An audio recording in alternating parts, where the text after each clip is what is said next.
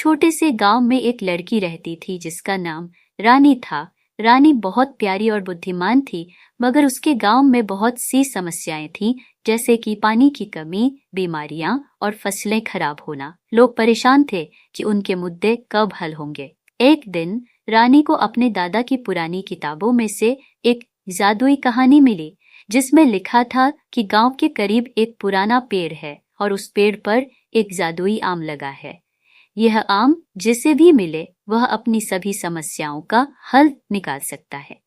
रानी ने फैसला किया कि वह इस जादुई आम को तलाश करेगी ताकि अपने गांव को बचा सके। अपने दोस्तों अली और बानो के साथ वह एक जादुई अभियान पर निकल पड़ी। रास्ते में उनका सामना एक बड़े बोलने वाले पहाड़ से हुआ।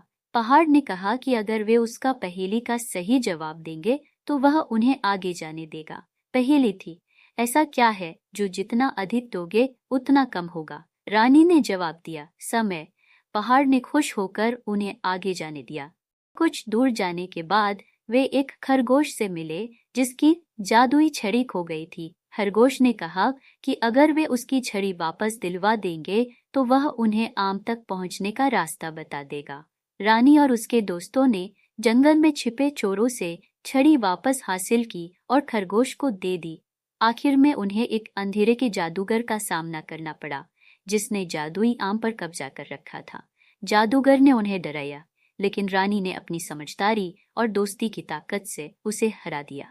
जादूगर ने महसूस किया कि उसका जादू गलत इस्तेमाल हो रहा है और उसने माफी मांगकर आम उन्हें दे दिया। रानी और उसके दोस्त जादुई आम लेकर गांव वापस आए और उसे गांव के पेड़ पर लगा दिया। इस जादुई आम की बदौलत गांव की सभी समस्याएं हल हो गईं। पानी आया, फसलें हरी भरी हो गईं